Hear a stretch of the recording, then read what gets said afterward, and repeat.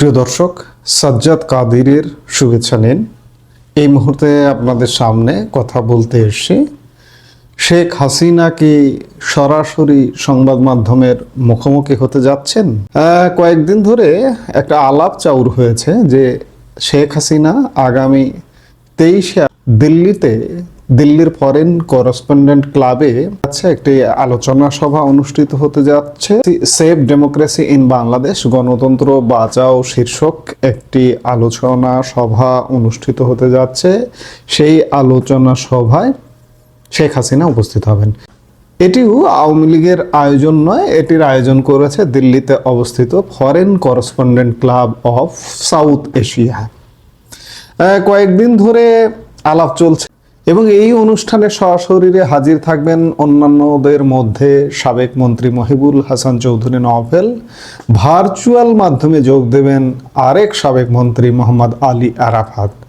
ওই আলোচনা সভার যে দুটি পোস্টার আমরা সমাজ মাধ্যমে দেখছি এবং পৃথিবীর একটি প্রথিতযশা গণমাধ্যম বিবিসি বাংলাও এটি নিয়ে স্টোরি করেছে। বিবিসি বাংলাও বলছে যে পোস্টার তাদের হাতে যেগুলো এসছে, আমরা সমাজ মাধ্যমে যেগুলো দেখছি, তার একটিতে বড় করে শেখ হাসিনার ছবি দেওয়া আছে। এরকম শোনা যাচ্ছে যে শেখ হাসিনাও ওই আলোচনা সভায় ভার্চুয়ালি হাজির হতে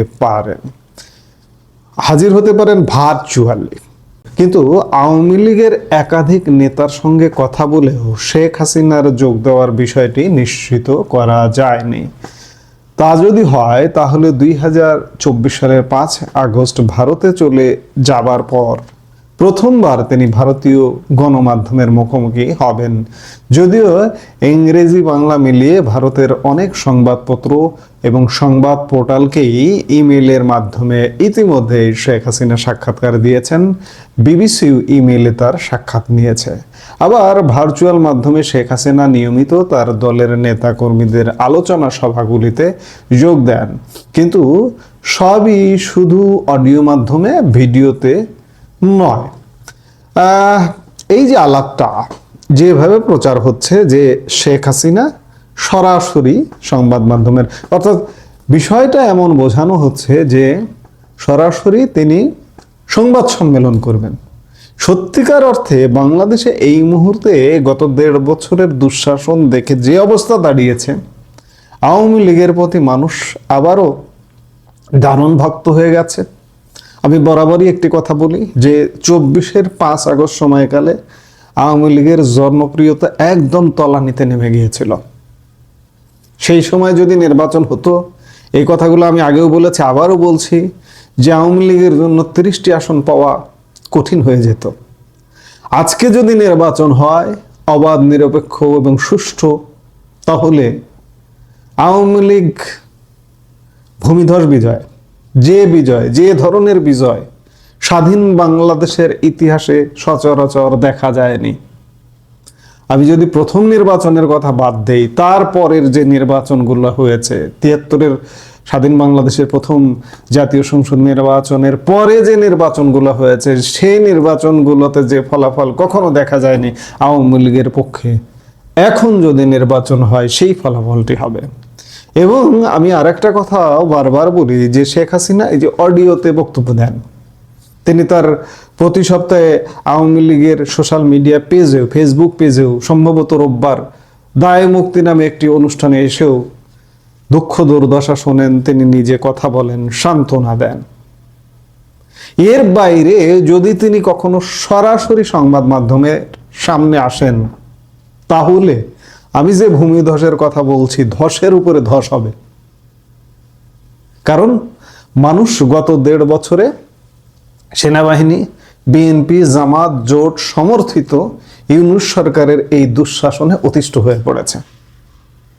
আমি জানি না সেই যুগ সন্ধিক্ষণ কবে আসবে, কখন আসবে, যে শেখ হাসিনা সরাসরি সংবাদ মাধ্যমের সামনে আসছেন কিংবা অনলাইনে কন্টিনিউ দলীয় কর্মসূচিতে অংশগ্রহণ করছেন। যে সময়, এই সময়টা যখন থেকে আসবে, তখন আওয়ামী লীগের পক্ষে আরো একটা রেভুলেশন, বিপ্লব ঘটে যাবে।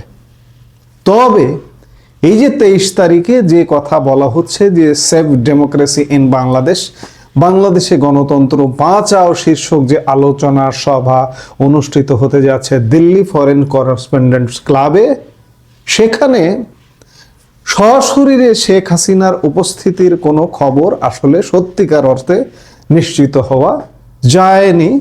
এটি কেন এভাবে প্রচার করা হচ্ছে আমি জানি না, যারা বলছেন তারাই ভালো বলতে পারবেন। তিনি যদি ভার্চুয়ালি উপস্থিত হন তাহলে সেটি তো স্বাভাবিক, সেটি তো তিনি হচ্ছেনই। এটি নতুন এমন কি? এটি নতুন কিছু নয়, কাজেই এটিকে আলাদা করে নতুন করে বলার মতো আসলে কিছু নয়। যাই হোক, যেটি নিশ্চিত হওয়া যাচ্ছে যে সশরীরে সম্ভবত শেখ হাসিনা হাজির হবেন না। যদি তিনি হাজির হতেন তাহলে ইতিমধ্যেই দেশি বিদেশি গণমাধ্যমে সয়লাভ হয়ে যেত যে শেখ হাসিনা প্রথমবারের মতো উপস্থিত হচ্ছেন গণমাধ্যমের সামনে সরাসরি।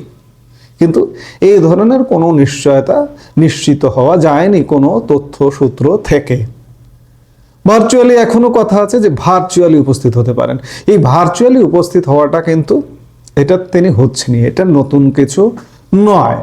এই যে প্রচারটা হচ্ছে যে শেখ হাসিনা সরাসরি আসবেন এবং আওয়ামী লীগ সমর্থক আওয়ামী লীগ কর্মীদের মধ্যেও এমন একটা কনসেপশন দাঁড়িয়ে গেছে যে শেখ হাসিনা আসছেন, কিন্তু যখন তিনি আসবেন না, সরাসরি আসবেন না, এতে করে আশাহত হবার ঘটনা ঘটে।